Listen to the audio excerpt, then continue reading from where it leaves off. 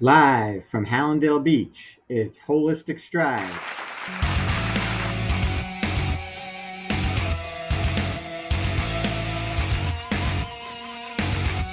Hey now, everybody. Welcome to Holistic Strides, a Start With Your Feet production. We are coming to you live on tape from my office in sunny Hallandale Beach, Florida. My name is Dr. Richard J. Rimler, otherwise known as Doc Rick, and I am one of a few holistic podiatrists in the country. I am your host of Holistic Strides, a talk show devoted to taking small but powerful steps down a path to a more holistic lifestyle with an emphasis on foot health and the start with your feet approach to wellness. This includes unique advice on supportive shoes, orthotics, exercise via interval training, organic nutrition, vitamins and supplements, and stress management. So, why should you watch or listen to my show? The short answer is to achieve better health through self empowerment with the understanding that it all starts with your feet. The idea is to add one holistic principle regularly to your life and gradually transform yourself to better health. Just take it one step at a time. I can guide you since I have undergone the same transformation. Therefore, I walk the walk. Today, I will be talking about gluten free, dairy free diet as an approach to deal with chronic pain.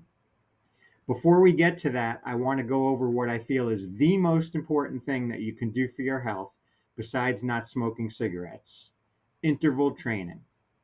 Start by picking your preferred mode of exercise. It could be walking, running, using an exercise bike, treadmill, doing jumping jacks, or swimming. Try to do this close to home for convenience. Try doing it in the morning since it only takes 10 to 12 minutes. That way you can get it in before work or school. Here is my personal prescription for interval training. Start with a 20-second fast velocity, followed by a 1 minute slow recovery speed, and do this for 6 intervals. In my case, I go out to the street in front of my house and I sprint for 20 seconds. Then, after the recovery portion of roughly 1 minute of slow walking, I reverse my direction and sprint for 20 seconds once again for the next interval. After doing 6 intervals at 20 seconds fast speed, I then switch to a 15-second fast velocity, followed by the same 1 minute slow recovery speed, and do that for 3 intervals. Guess what? You are now done.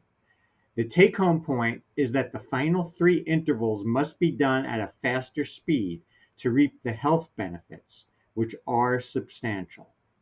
Those benefits include strengthening your lungs and heart, aiding in weight loss by inducing a 12-hour fat afterburn, better oxygenation to your cells, and most notably, being anti aging. Think of it as your own personal stem cell treatment given to you by yourself. I have been personally doing this technique since I first heard about it when I was age 50, and I think this is one of the main reasons for my continued good health into my 60s. By the way, you can access a free ebook download about interval training, including my prescription, by going to my website, startwithyourfeet.com, and then you can find it in the blog section. I invite everyone to incorporate interval training into your schedule and kickstart your path to wellness. Now let's get to our main topic today, which is going gluten free and dairy free when you're dealing with chronic pain. So, chronic pain is a generalized term that can have a multi system involvement. Some examples are autoimmune disease, such as rheumatoid arthritis, fibromyalgia, neuropathy, Hashimoto's thyroiditis, psoriasis, lupus, and complex regional pain syndrome, which may or may not be autoimmune related. Believe it or not, gluten sensitivity can be the reason for anything that causes an autoimmune disease. So, first of all, what is gluten? Gluten is the glue that holds it's found in wheat and white flour, and it holds it together, and it does give the food some flexibility. However, it causes a lot of problems, which we'll get to. Gluten sensitivity is if that gluten is not properly digested and then it gets through your intestinal barrier into your system in a chunk that is not, so it's a large chunk floating around that goes outside, it escapes your intestines, it goes into your system. Your body treats it as a foreign invader. Then it has an incredible immune response to that piece of food, let's say. Then that can cause over 100 different autoimmune diseases. So, the extreme yet rare form of gluten sensitivity is called celiac disease, in which there is a blood test to identify it. Just realize that celiac disease is only in a very small percentage of patients. Most of the people out there with an autoimmune disease is going to be gluten sensitivity related and not celiac disease related. The majority of cases are not found on a blood test when you're dealing with gluten sensitivity. So it's a matter of being strict about a gluten elimination diet for 6 weeks and then seeing how you feel afterwards.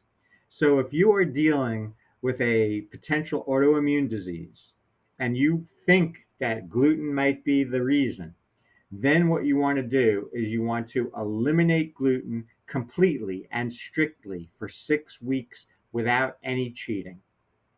If things start to improve, then you know you are on your way to turning your health around even without using a prescription.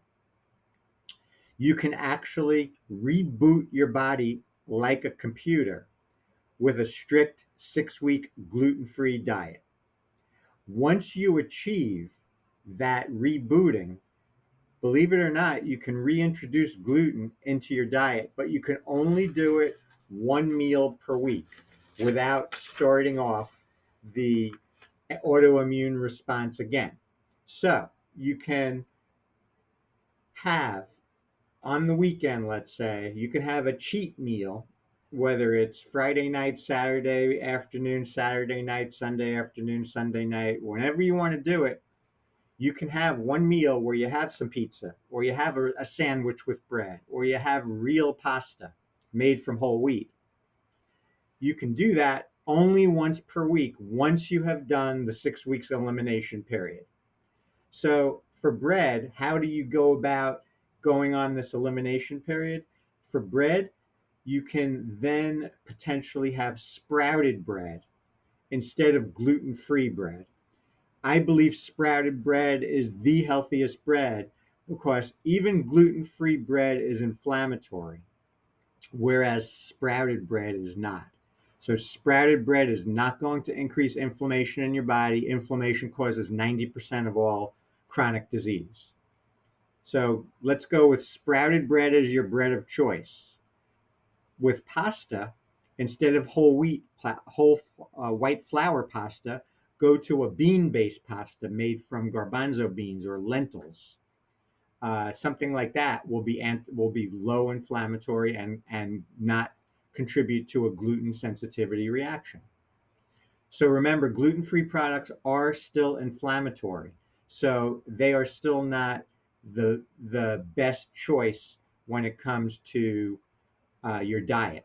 So go with sprouted bread for bread, go with bean based pasta for pasta. One other thing that you can possibly be having a reaction to is if you are buying if you are buying breads and pastas in the store, you could be having a reaction to what is sprayed on there, which is glyphosate, which is found in Roundup, the pesticide. So people can have glyphosate reactions, and that can mimic a autoimmune reaction. And to make matters worse, glyphosate is carcinogenic. So there's for some reason they're spraying glyphosate on food products, such as wheat, at the time of harvest to improve their harvest at the end. And it's also being sprayed on non organic fruits and vegetables. So, this is something that is the reason why I recommend going organic with your food, because you're going to really lessen the chance of having glyphosate on your food and ingesting that. So glyphosate can cause cancer, and glyphosate can lead to a reaction in your body that mimics a gluten reaction. Now, getting to dairy free.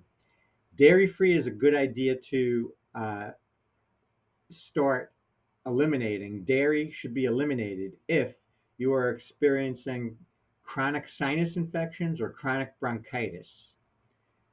Just by eliminating the dairy, you can get rid of your problem again without relying on a prescription. So dairy leads to mucus formation. It leads to mucus in the sinuses and in the lungs. By eliminating that, you're drastically cutting down on having those kind of problems.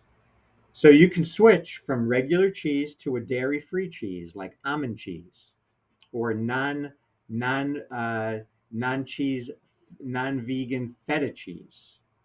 You can go to something like that. You can go to a dairy-free coffee creamer and use almond creamer, almond milk, or coconut oil as a creamer. You can go to dairy-free milk that does not have dairy but has pea protein. So you can also mitigate your response to gluten if you should ever have gluten and you're doing your once a week gluten cheat meal. There are over the counter supplements that can help you digest the gluten and the dairy, and you can take that when you have the gluten to drastically cut down on the symptoms, whether it be autoimmune or whether it be GI symptoms that you can get.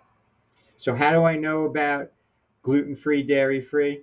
Well, my wife, who has been my muse for me becoming a holistic podiatrist, incorporated gluten free into her diet and dairy free into her diet, and it has totally helped to turn around her health, along with a number of other things too.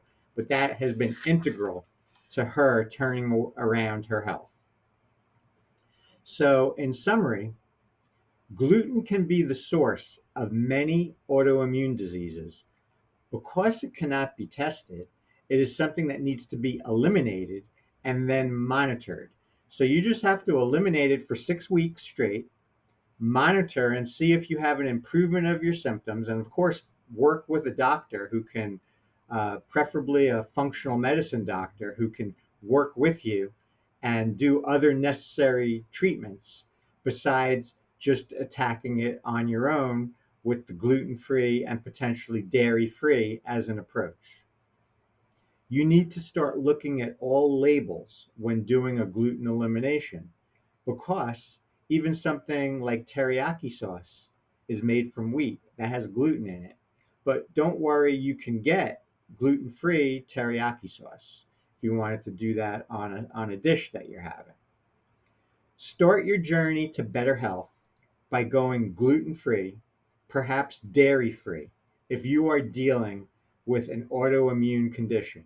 Even if you're not, going gluten free and dairy free is going to be a good start that you can do on your own. And then, of course, then look to your feet to make sure you're in the proper shoes and you have an appropriate orthotic underneath your foot for the proper foundation to allow you to then walk strong and have better mobility. And preferably, you can up that and use your feet in a good your feet are in a good place, and then you can start doing your interval training, and then you can really get the exercise part of the regimen into your lifestyle, and then you have the diet and the exercise going for you together to promote better health. Well, it looks like we are out of here for today. I hope you enjoyed the show and learned something new. I want to thank all of my Striders for your support. I hope that you guys can incorporate today's topic into your lifestyle gradually over the next month to then make it a habit. Email me at docrick@startwithyourfeet.com if you have any particular topics you would like me to talk about on future shows. Until next time, start thinking outside the box in your approach to overall health by looking to your feet as a starting point. Walk strong and live long, my friends. See you next time on Holistic Strides.